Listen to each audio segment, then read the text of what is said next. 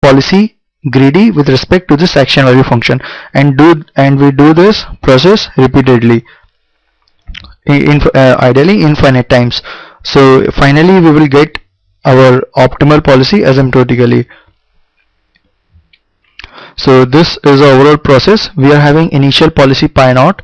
We evaluate the action value function, which is denoted by q pi naught. Then we again do this improvement step, making this policy greedy with respect to the action value function. Then we get a new policy pi 1.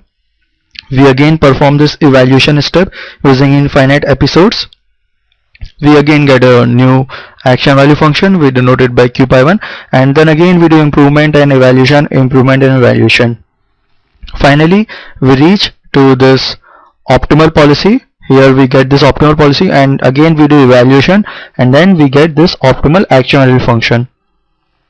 So here E denotes the complete policy evaluation. By complete policy evaluation I mean infinite number of episodes for evaluating this action value function, and I denotes the policy improvement step, that is this step, making the policy greedy with respect to the action value function.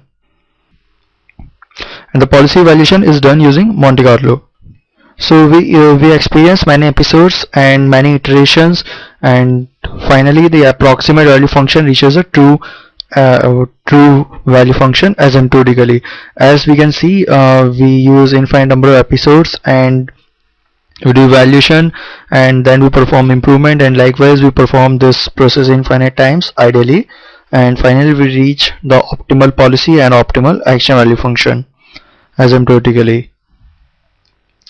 So there were two assumptions involved. The first one is exploring starts, that is each episode starts with an exploration, that is assigning non-zero probability of occurrence to each state action pair. And the second assumption is infinite iterations or infinite episodes. Infinite episodes for evaluation step, that is for evaluation step we consider infinite number of episodes.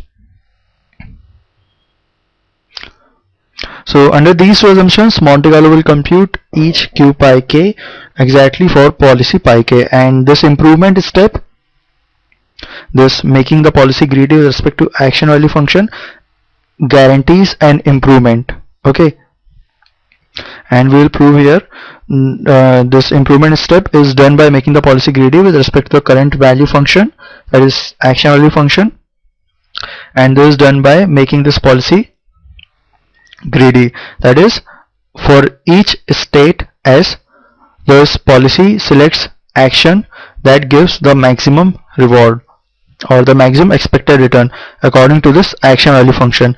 So once this evaluation is done, we have initial policy pi naught, we evaluate the action value function q pi naught, and in the improvement step this pi 1 selects each action, that is for this new policy pi 1, for every state we assign an action that gives the maximum expected return according to the action value function. Okay, this is the evaluation step, and this is the improvement step. In this improvement step we make this policy pi 1 greedy with respect to the action value function q pi naught. So pi k plus 1, that is suppose this pi k plus 1 pi k plus 1 here is pi 1 and pi k is pi naught. So pi 1 will be a better policy as compared to pi naught, and this is guaranteed, as we have already seen in the previous lecture. We can prove here q pi k s comma pi k plus 1s, that is selecting actions with respect to policy pi k plus 1 is basically this, selecting the maximum action, that is selecting the action that gives a maximum expected return. So basically new policy is choosing actions greedily in each state, and therefore we can take this argmax out, since we just want the maximum rewarding action. Therefore argmax is taken out, and we get this selecting action with according to policy pi k plus 1 is basically this argmax a q pi k s comma I, that is selecting action in state S that gives the maximum expected return, and this will always be greater than this, that is selecting action that will give maximum expected return will always be greater than selecting a random action according to our previous policy pi k. And according to the previous lecture, if you don't remember, just go to a previous lecture and then you will see that this relation guarantees that pi k plus 1 is basically an improvement over the previous policy pi k. And when there is no improvement, that is pi k plus 1 is equal to pi k, that is both policies are identical, then it is guaranteed that the present policy is optimal. So two implicit unlikely assumptions were made, that is exploring star for assuring that each state action pair was visited infinitely many times, and the second assumption was infinite number of episodes. So in this Monte Carlo ES algorithm, we will first eliminate this assumption of infinite number of episodes, that is we will use the concept of value iteration algorithm.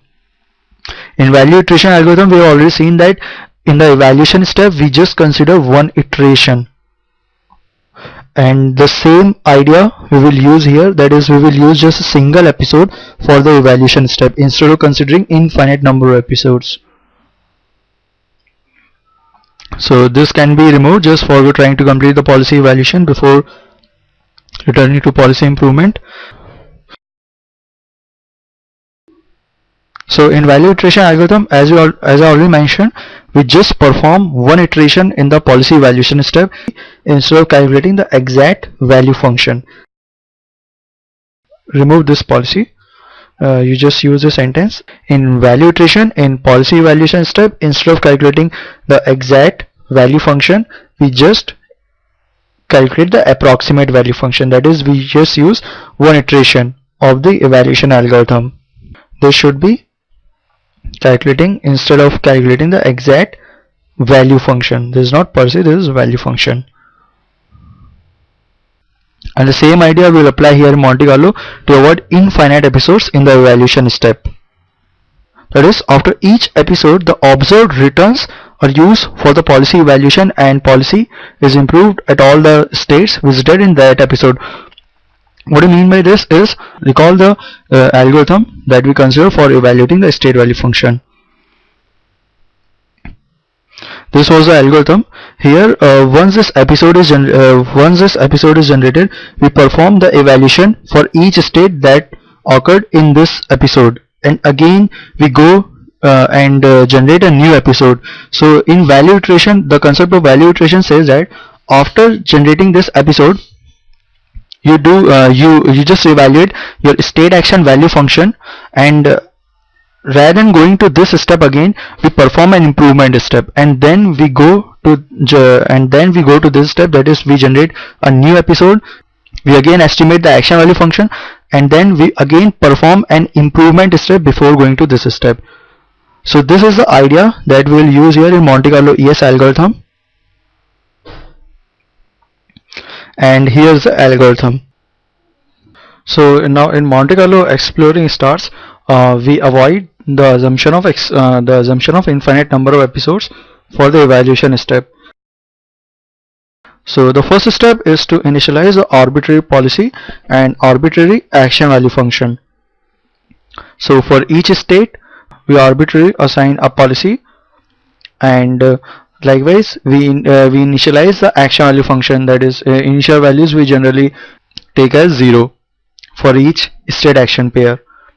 So once this initialization has been done, we move to the second step, that is initialize the return following every state action pair.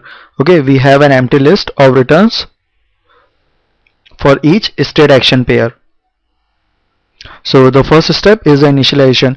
We initialize arbitrary policy, arbitrary action value function for each state action pair S and A, and then we initialize an empty list of returns following the state action pair S and A.